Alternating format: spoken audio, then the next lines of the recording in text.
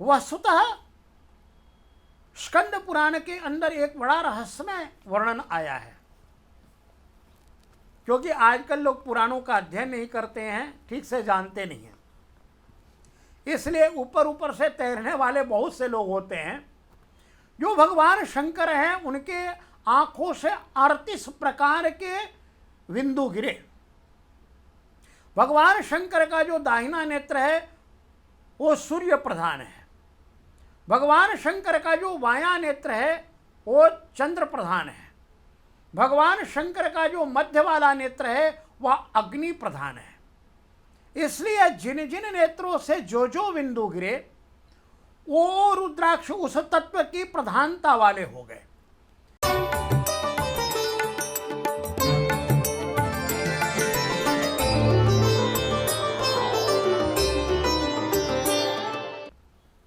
ओम नमः शिवाय दर्शकों, आप सभी का बहुत बहुत स्वागत है इस विशेष कार्यक्रम में और मैं हूं आपके साथ उपेंद्र कौर।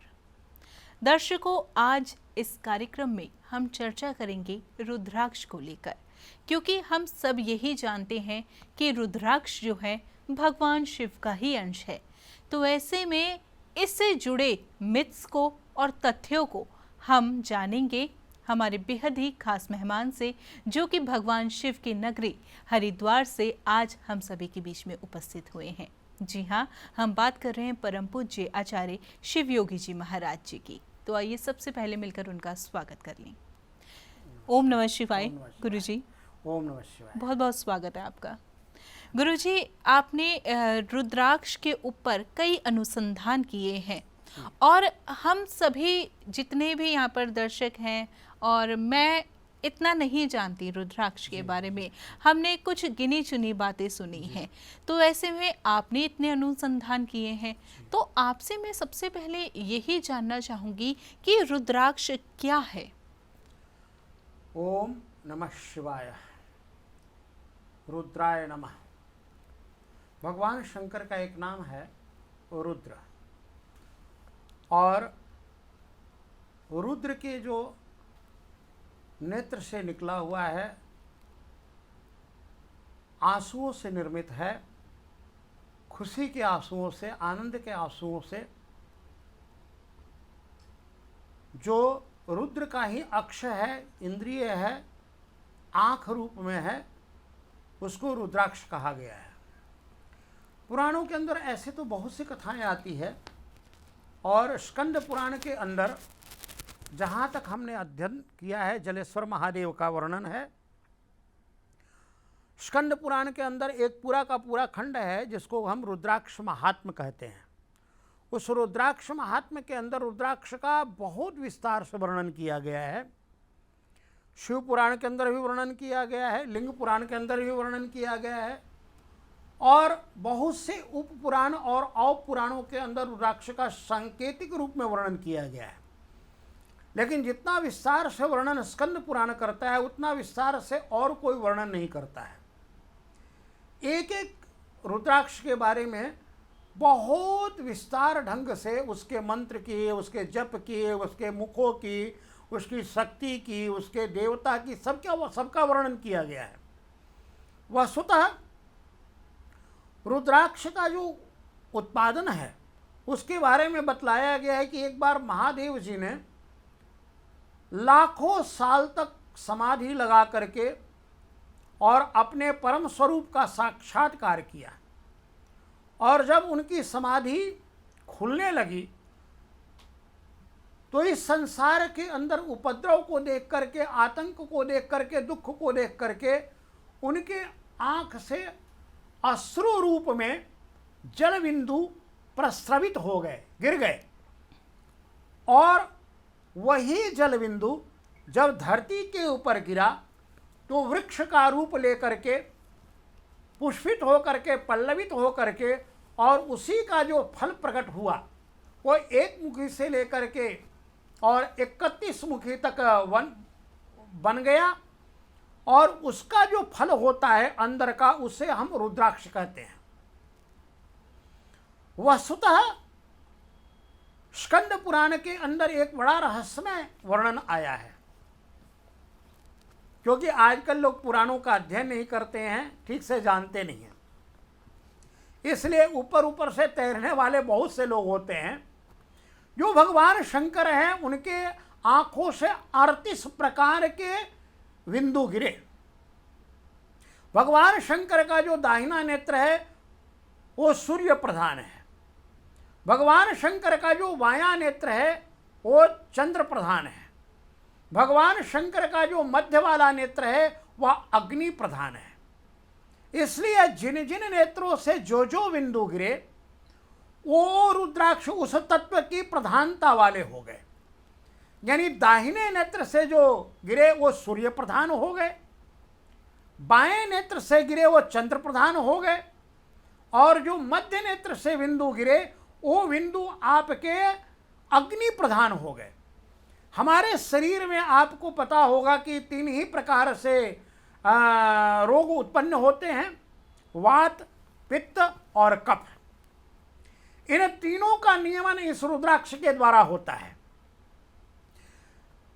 कफ प्रधानता पर कौन सा रुद्राक्ष प्रयोग करना चाहिए, पित्त प्रधानता पर वहां कौन सा रुद्राक्ष करना चाहिए, वायु प्रधानता पे कौन रुद्राक्ष करना चाहिए, ये सारा का सारा वहां बहुत विस्तार से वर्णन है।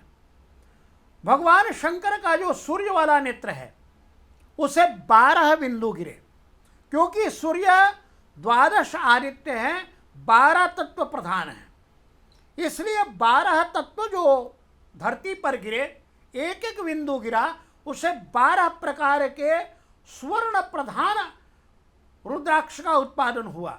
यानी उन 12 रुद्राक्षों के अंदर स्वर्ण की अधिकता है, सोने की अधिकता है। जो बायां नेत्र है उस बाएं नेत्र से 16 बिंदु गिरे, और 16 कला आप सबको पता होगा कि चंद्रमा की होती है, ठंडक की होती है। इसलिए 16 प्रकार के जो रुद्राक्ष हैं वह आपके चांदी प्रधान हो गए, रौप्य प्रधान उनको वहां पर लिखा गया है। ऐसे ही जो मध्य नेत्र है वह मध्य नेत्र अग्नि प्रधान है। उस अग्नि से 10 बिंदु गिरे, और 10 बिंदु गिरने के कारण वह अग्नि प्रधान रुद्राक्ष हो गए। उन रुद्राक्षों के अंदर तांबा की अधिकता है। तो 12 जो रुद्राक्ष हैं उसमें स्वर्ण की अधिकता है, 16 जो रुद्राक्ष हैं उसमें चांदी की अधिकता है, और जो 10 जो रुद्राक्ष हैं उसमें तांबे की अधिकता है।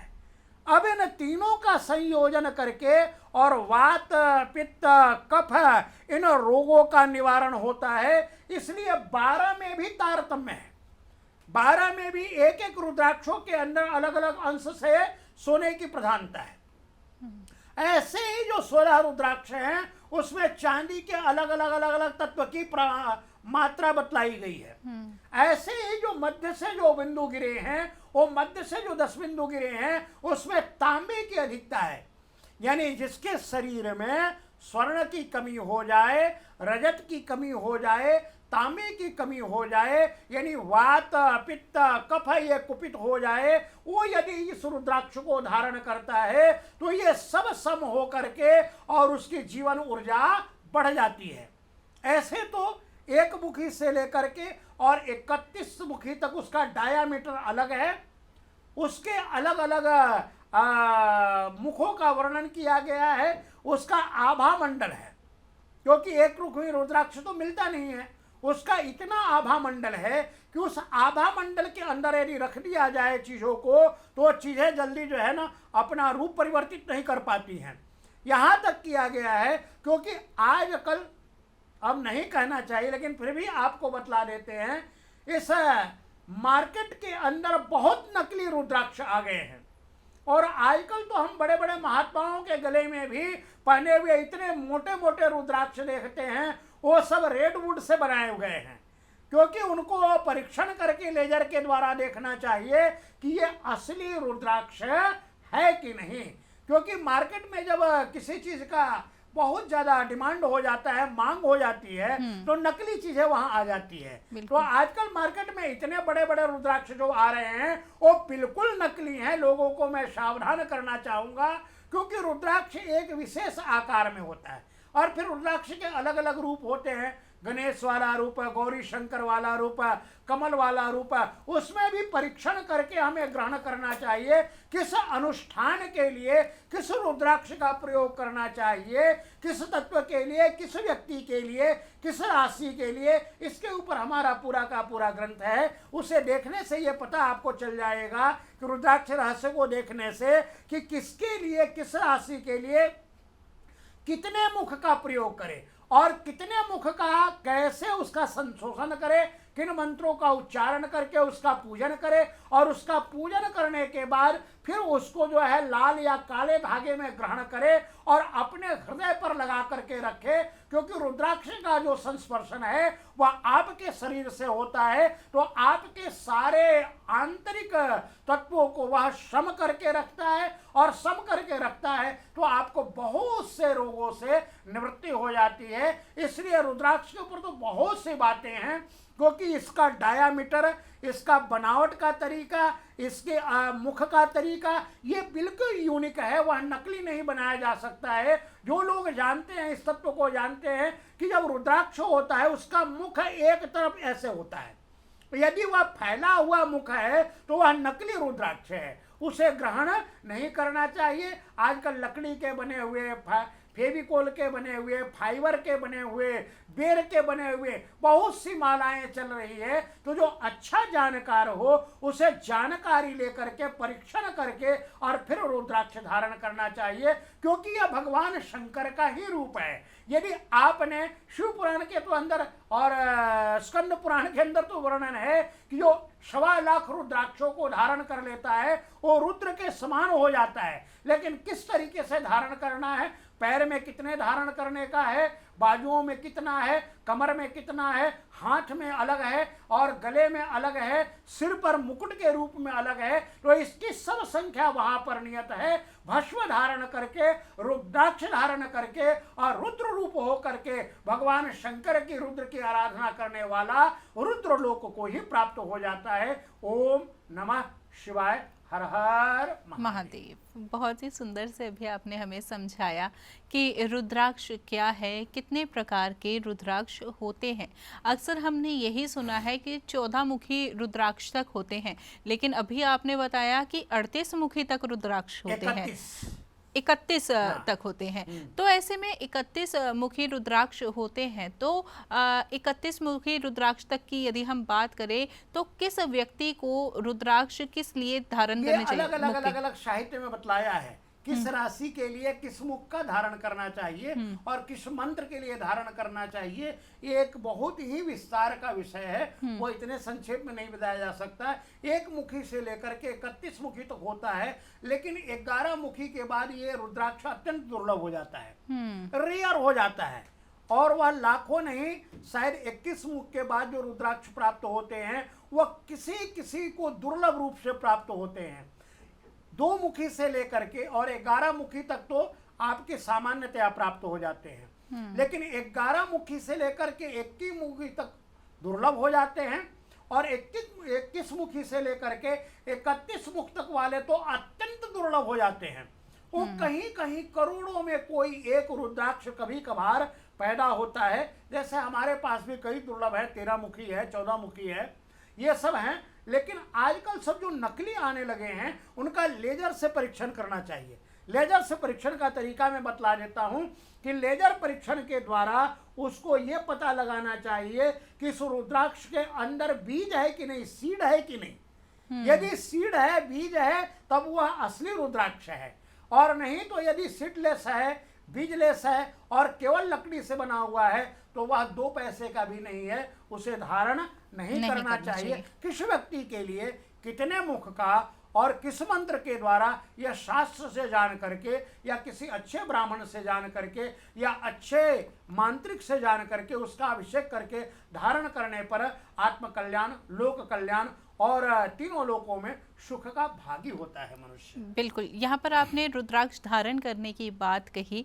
तो इसी से मन में जिज्ञासा आई कि रुद्राक्ष धारण कौन कौन कर सकता है? क्या इसमें स्त्री, पुरुष, बच्चे, कौन कौन धारण कर सकता है? शिव पुराण के अंदर, स्कंद पुराण के अंदर, लिंग पुराण के अंदर यहाँ तक वर्णन किया गया है कि मनुष्य ही नहीं, यदि पशु पक्षी भी रुद्राक्ष धारण करें तो वो भी रुद्रलोक के अधिकारी हो जाते हैं। यहाँ तक वर्णन आया है, एक स्त्री का वर्णन आया है, चांडाली का वर्णन आया है। वह अपने तोते को, वह अपने क्रीड़ा पशुओं को रुद्राक्ष धारण कराती थी, उनको भी शिवलोक की प्राप्ति हो गई।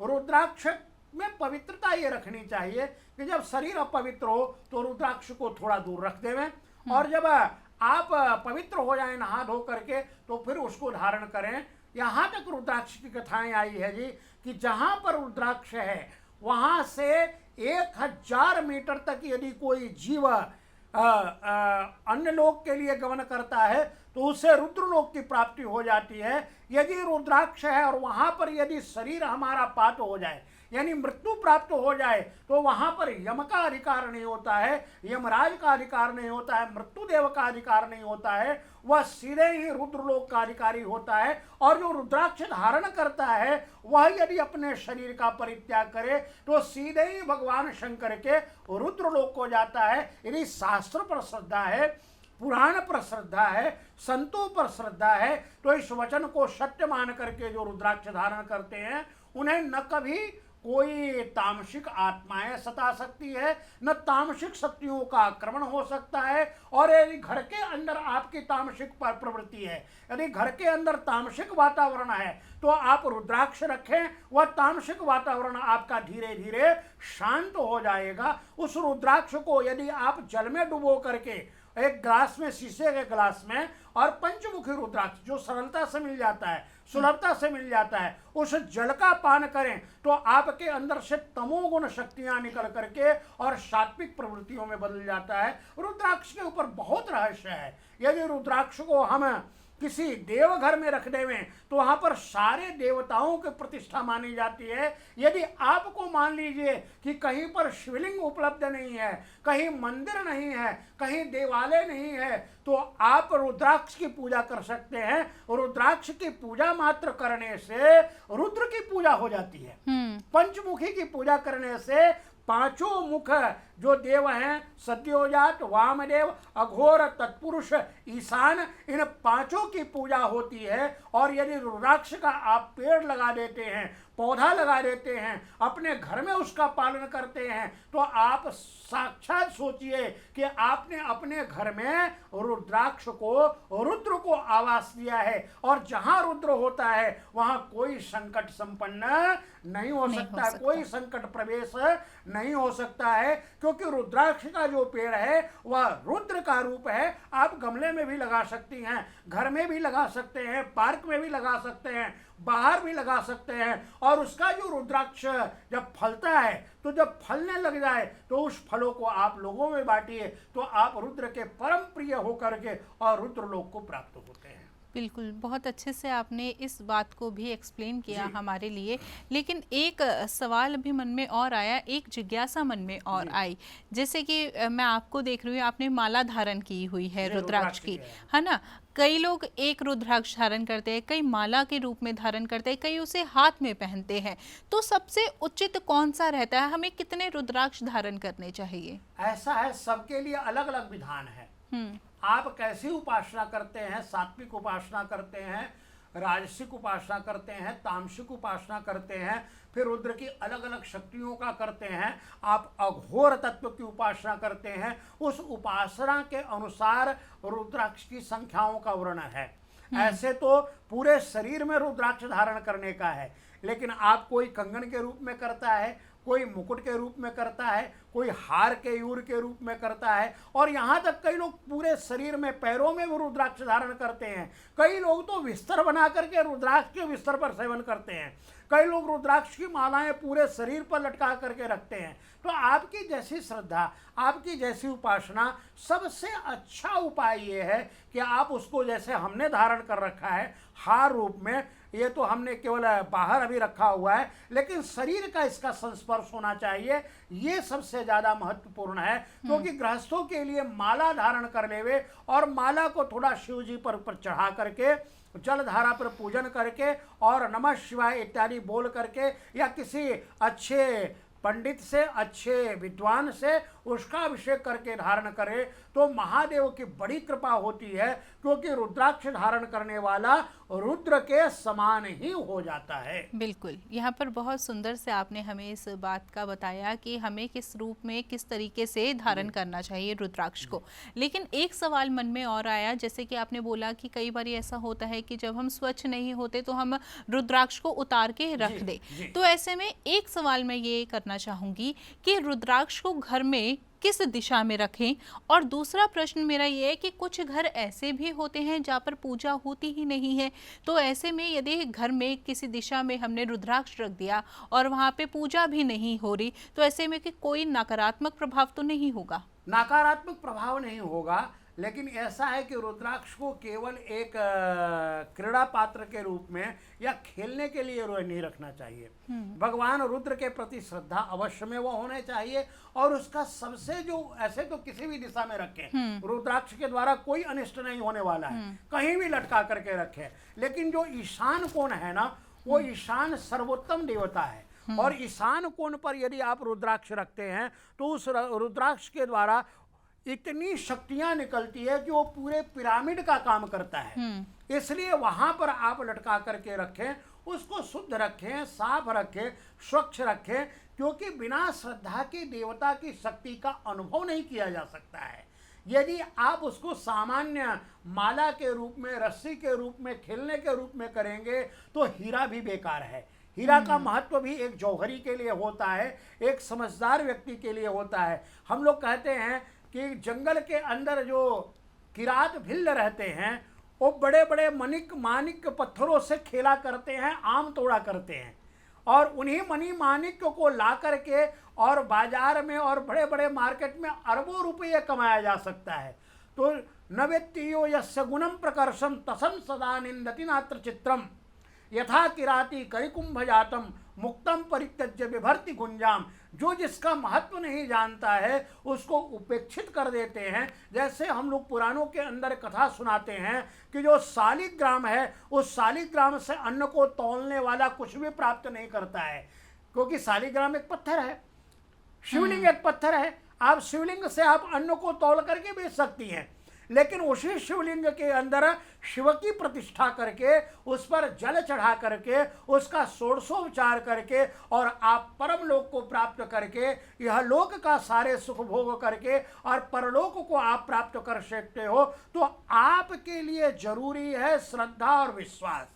बिना श्रद्धा और विश्वास के एक पत्थर सड़क पे पड़ा हुआ बेकार है। उसी पत्थर को उठा करके सुंदर मूर्ति बना करके स्थापित करके हम अपने हृदय की श्रद्धा का उद्बोधन करते हैं और उसके द्वारा पूजन करते हैं, तो हम परम लोक के अधिकारी हो जाते हैं। इसलिए पदार्थ की अपेक्षा नहीं है, अपेक्षा है आपके श्रद्धा और विश्वास की। इसलिए घर में कहीं भी रखें, पवित्र जगह पे रखें। यदि आप शुद्ध अशुद्ध खान पान करते हैं तो रुद्राक्ष की शक्तियाँ छीन हो जाएगी। रुद्राक्ष की शक्तियाँ छीन हो जाएगी तो एक लक्कड़ और पत्थर की तरह हो जाएगा, वो बेकार हो जाएगा। इसलिए मना किया जाता है कि जब आप इन तत्वों को धारण करें तो अपने जीवन के अंदर भी सत्व गुण को धारण करें, जिससे आपको अत्यधिक लाभ प्राप्त हो सके। ओम नमः शिवाय। बहुत ही सुंदर से आज भी हमने इस कार्यक्रम के माध्यम से आपसे बहुत विशेष जानकारी प्राप्त की है, जो जानकारी आज से पहले हमें नहीं थी। इसके लिए बहुत बहुत धन्यवाद आपका। हर हर महादेव। हर हर महादेव। हर हर महादेव। नमस्कार दर्शक। नमः शिवाय। नमः शिवाय।